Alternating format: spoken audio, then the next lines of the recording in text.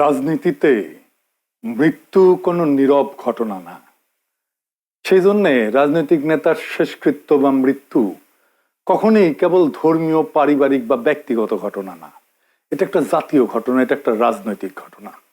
এই মৃত্যুর মধ্যে দিয়ে বাইর হয়ে আসে এক একটা মৃত্যুর স্পেসিফিক রাজনৈতিক তাৎপর্য। এই রাজনৈতিক তাৎপর্যটা হইল রাষ্ট্র, ক্ষমতা এবং জনগণের একটা যৌথ ভাষ্য। মাও সেতুং বলছিলেন, সব মানুষকেই মরতে হবে, কিন্তু সব মৃত্যু একরকম না। কিছু মৃত্যু তাই পর্বতের মতো ভারী, আর কিছু মৃত্যু পালকের মতো হালকা। মৃত্যু হলে তার শেষকৃত্য হবে। এক এক ধরনের শেষকৃত্য এক এক ধরনের রাষ্ট্রনৈতিক, রাজনৈতিক, দার্শনিক বার্তা দেয়। কয়েকদিনের মধ্যে আমরা দুইটা বিশাল জানাজা দেখলাম, দুইটা বিশাল মৃত্যু দেখলাম, হাদির আর খালেদা জিয়ার। বাংলাদেশের মানুষ আর একটা মৃত্যু এবং জানাজা দেখছিল, জিয়াউর রহমানের জানাজা। এই তিন মৃত্যুই তাই পাহাড়ের মতো ভারী, সেই জানাজাও ছিল বিশাল। এই তিন জানাজা কি একই ধরনের, একই বার্তা দেয়? না, এইগুলো প্রকৃতিগতভাবে আলাদা। এই জানাজাগুলোর রাজনৈতিক মূল্যও আলাদা। আমি ভাবতেছিলাম যে এটা নিয়ে আমাদের একটা আলাপ হবে জাতীয় পর্যায়ে, দার্শনিক আলোচনা, ফিলোসফিক্যাল আলোচনা। সেটা হয় নাই, একেবারেই হয় নাই। এর ফলে যা হয়েছে, কোন জানাজায় কত লোক হয়েছে, এই ধরনের খুবই স্থূল আলোচনায় পর্যবসিত হয়েছে এই তিন বিশাল মৃত্যুর ঘটনা।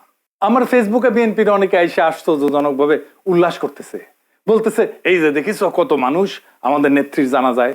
কেউ কেউ কইতেছে জানাজায় এত লোক দেখাই না, এখন সবাই তারেক রহমানের কাছে বেরিচ্ছে, বিএনপির বিজয় ঠেকায় কে। কি তামাশা! আসেন আমরা দেখি কিছু রাজনৈতিক মৃত্যু নিয়ে এই পৃথিবীতে। একটা রাজনৈতিক এবং দার্শনিক ব্যাখ্যা দিয়ে দেখি, মৃত্যুর ঘটনাগুলো ব্যাখ্যা করি, কোন মৃত্যু আসলে কি বার্তা দেয়। খালেদা জিয়ার মৃত্যুর পরে এই বিশাল জানাজা কি আদৌ বিএনপির বিজয়কে নিশ্চিত করবে? আসেন সেই গভীর আলোচনায় ঢুকি। এই তিন বিশাল মৃত্যুর রাজনৈতিক তাৎপর্য কি? রাজনীতিতে মৃত্যু তো নীরব না, আগেই শুনলাম। সে কখনো একটা প্রশ্ন তোলে, কখনো সে বিস্ময়ের উদ্রেক করে, কখনো ইতিহাস শুরু হয় সেই মৃত্যু থেকে, আর কখনো ইতিহাস এসে শেষ হয় ওই মৃত্যুতে। জিয়ার মৃত্যু কি ছিল?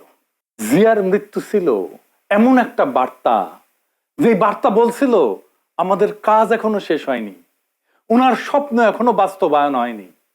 জিয়াউর রহমানের মৃত্যু ছিল অসমাপ্ত একটা রাষ্ট্র প্রকল্প।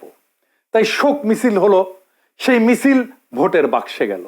সাত্তার সাহেবের মতো অথর্ব দুর্বল ব্যক্তি বিপুল ভোটে নির্বাচিত হলেন এবং এরশাদের এক ধমকেই রাষ্ট্র ক্ষমতা ত্যাগ করলেন। জিয়ার জানাজায় যারা গেছিল তারা জিয়ার অসমাপ্ত কর্তব্য সম্পাদনের আকাঙ্ক্ষা নিয়ে ম্যান্ডেট দিতে গেছিল। তখনকার রাজনৈতিক নেতৃত্ব জিয়ার ঐতিহ্যকে ঊর্ধ্বে তুলে ধরছিল। একই ধরনের মৃত্যু বেনজির ভুট্টোর। তার দল ভোটে জিতে ক্ষমতায় আসে, উনি যখন মারা গেছেন তখন তিনি ক্ষমতায় নাই। কিন্তু বেনজির ভুট্টোর মৃত্যুর পরে পাকিস্তানের জনগণ বেনজির ভুট্টোর দলকেই ভোট দিল, কারণ মানুষ চাইছিল বেনজির ভুট্টো যে কাজ করতে এসে শহীদ হইল, সেই কাজটা তার দল ডেলিভার করুক, বাস্তবায়ন করুক, পূরণ করুক। ইন্দিরা গান্ধীর মৃত্যু তাই। তার মৃত্যুর ধাক্কায় রাজীব গান্ধীর নেতৃত্বে কংগ্রেস একটা ভূমিধ্বস বিজয় অর্জন করে। এইবার আসেন ওসমান হাদির মৃত্যু কি বার্তা দেয়। ওসমান হাদির মৃত্যু এক শূন্যতা এবং এক অসহায়ত্ব দেয়। হাদির মৃত্যু সবাইকে বলে আমরা আমাদের কণ্ঠস্বর হারালাম। ওসমান হাদির মৃত্যু ক্ষমতার শোক না, ছিল প্রতিনিধিত্বের শূন্যতা। প্রশ্ন উঠছিল এখন কে কথা বলবে আমাদের হয়ে? হাদির মতো এইভাবে সত্য উচ্চারণ জনগণের জন্য কে করবে? কে সাধারণ মানুষের হয়ে সাধারণ মানুষের মধ্যে থেকে উঠে গিয়া ক্ষমতাকে চ্যালেঞ্জ করবে? হাদির জানাজায় এসেছিল মূলত তরুণেরা। তরুণেরা আসছিল হাদির আদর্শ থেকে আদর্শ গ্রহণ করতে। ওইটা একটা ইতিহাসের শুরু। জিয়ার মৃত্যু ছিল ইতিহাসের মাঝখানে, হাদির মৃত্যু হলো ইতিহাসের শুরু। হাদির যেরকম মৃত্যু ছিল, একই ধরনের মৃত্যু ছিল মার্টিন লুথার কিং এর। এই দুইজনের মৃত্যুতেই তৈরি হয়েছিল একটা প্রতিনিধিত্বের ভ্যাকুয়াম, শূন্যতা। দুইজনেই ক্ষমতার শীর্ষেও ছিলেন না, রাষ্ট্রের আনুষ্ঠানিক কেন্দ্রেও ছিলেন না, কিন্তু সাধারণ মানুষের ভাষার প্রতিনিধি ছিলেন। তাদের মৃত্যুতে ক্ষমতার ভারসাম্য বদলায়নি, কিন্তু জনগণের মধ্যে তার কণ্ঠস্বর হারানোর শোক তৈরি হয়েছে। মানুষ প্রশ্ন করছে অসহায়ের মতো, উনি না থাকলে এই কথাগুলো কে বলবে? আজকে বলে না, হাদির মৃত্যুতে কে আমাদের মতো হয়ে এইভাবে কথা বলবে? কে আমাদের জন্য এইভাবে কথা বলবে? হাদির মৃত্যুতে এসে বলে না সবাই, কে এইভাবে এত সাধারণভাবে আমাদের কথাগুলো আবার বলবে? এইবার আসেন খালেদা জিয়ার মৃত্যু নিয়ে।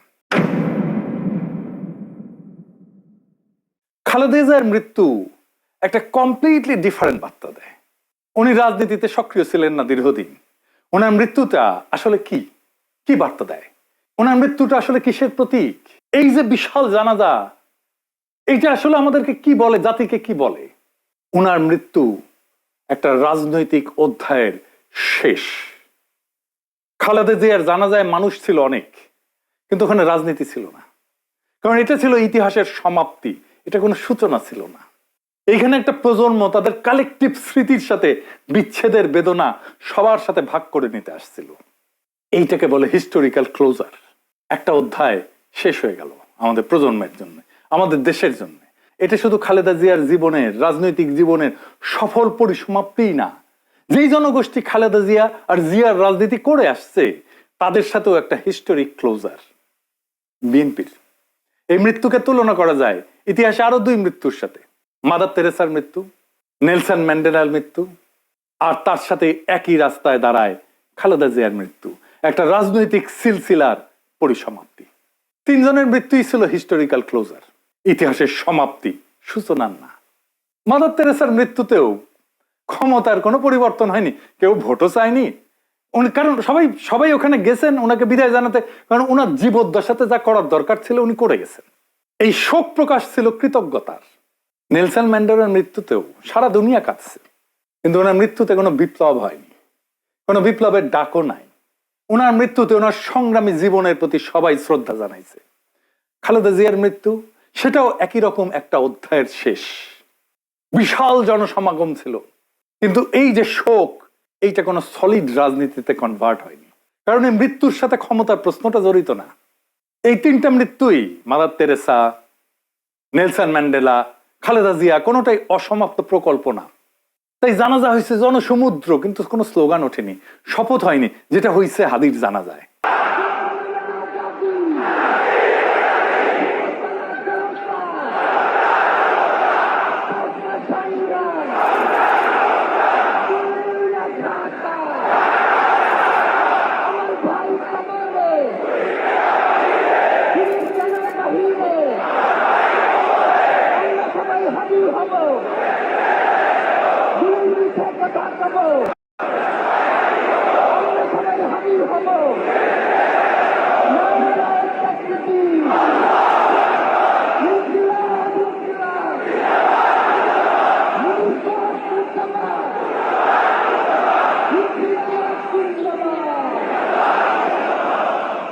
পার্থক্যটা শুধু এখানে, একইভাবে মাদার তেরেসার মৃত্যুতে একটা নৈতিক যুগের ক্লোজার হয়েছে, ম্যান্ডেলার মৃত্যুতে এক ঐতিহাসিক সংগ্রামের ক্লোজার হয়েছে, হিস্টোরিক ক্লোজার, আর খালেদা জিয়ার মৃত্যুতে হিস্টোরিক ক্লোজার হয়েছে একটা রাজনৈতিক অধ্যায়ের।